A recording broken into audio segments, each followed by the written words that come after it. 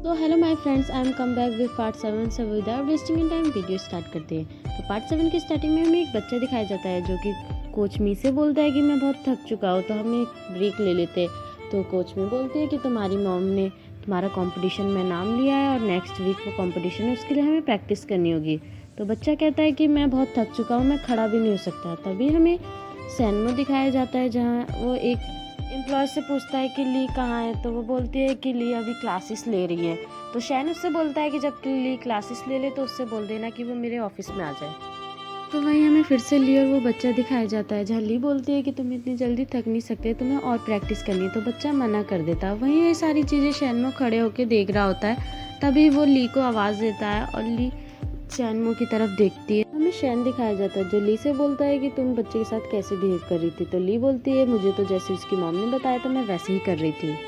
अब हमें ली दिखाई जाती है जो यिंग से पूछती है क्या मेरी आफ्टरनून में कोई क्लास है।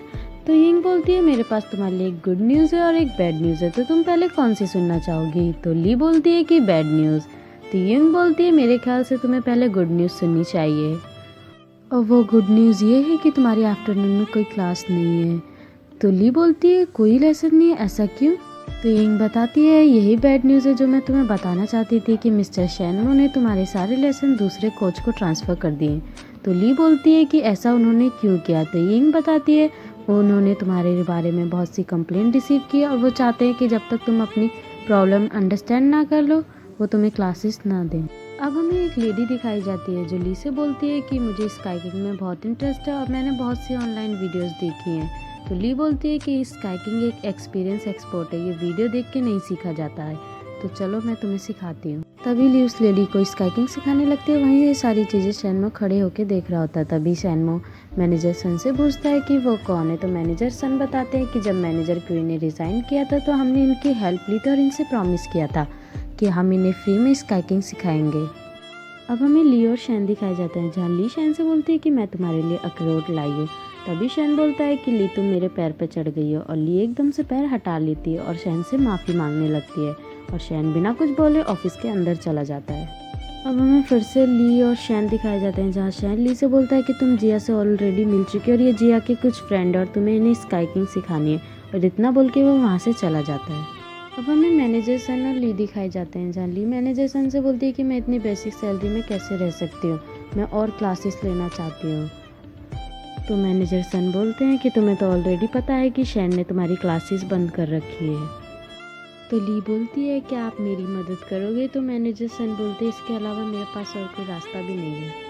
और तभी ली बोलती है कि मुझे पता था आप मेरी हेल्प ज़रूर करोगे।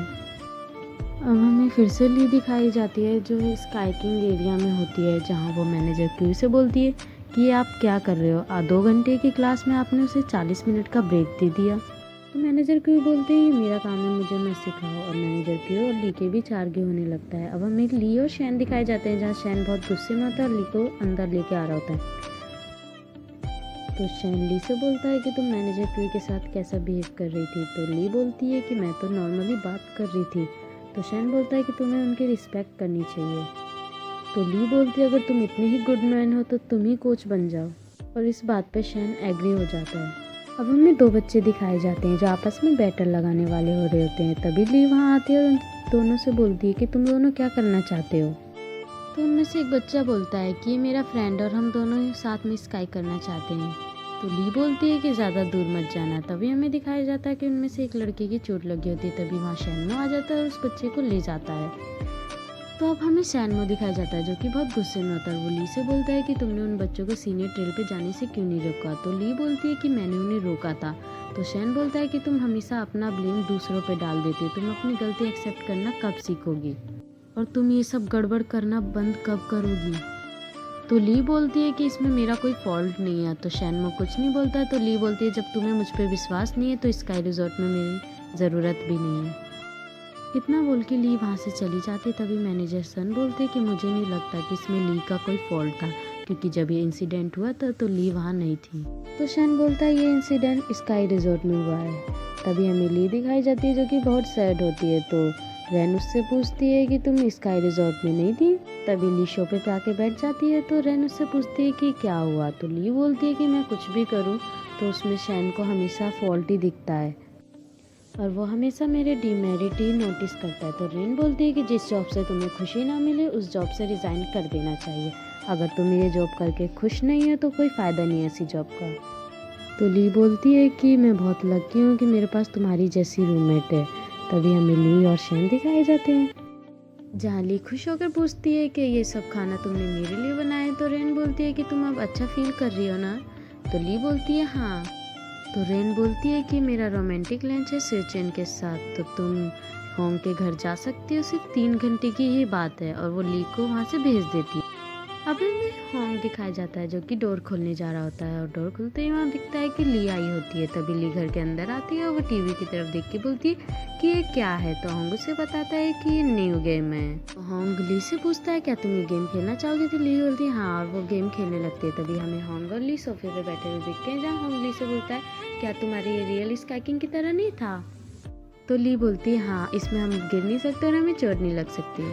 अब हमें दिखाया जाता है जहाँ ली शैन से फ़ोन पे बात कर रही होती है और उससे बोलती है कि मैं तुम्हें अपना रिजाइनेशन लेटर पहले ही भेज चुकी हूँ और मुझे तुम्हारे ऑर्डर्स मानने की ज़रूरत नहीं है, और फ़ोन काट देती है। और अब हमें दिखाया जाता है कि ली मैनेजर सन से फ़ोन पे बात कर रहे थे, जहाँ मैनेजर सन बोलते हैं कि तुम आज स्काई रिजॉर्ट क्यों नहीं आई हो।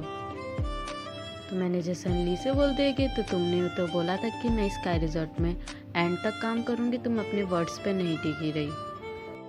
अब हमें ली दिखाई जाती है जो शैन से बोलती है कि तुम मुझे ऑर्डर नहीं दे सकते, मैं अपना रिज़ाइन लेटर दे चुकी हूँ। तो शैन बोलता है कि मैंने अभी तक अप्रूव नहीं किया है, तो तुम अभी भी मेरी एम्प्लॉय हो। तो ली बोलती है कि जब तुम्हें मुझ पर ट्रस्ट नहीं है तो मैं स्काई रिजॉर्ट में क्या करूँगी। तो शैन बोलता है अगर मैं तुम्हारी सैलरी बढ़ा दूँ तो तुम जॉब करोगी। ली थोड़ी खुश हो जाती है, लेकिन ली बोलती है कि मैं पैसों के लिए नहीं आई हूँ। तभी ली जाने लगते हैं, वहाँ मैनेजर सन आते हैं। तो मैनेजर सन बोलते हैं ली तुम कहाँ जा रही हो। तो ली बोलती है कि मैं स्काई रिजॉर्ट वापस जा रही हूँ। और यहीं पे हमारा ये पार्ट ख़त्म हो जाता है। तो मिलते हैं नेक्स्ट पार्ट में, जब तक के लिए बाय।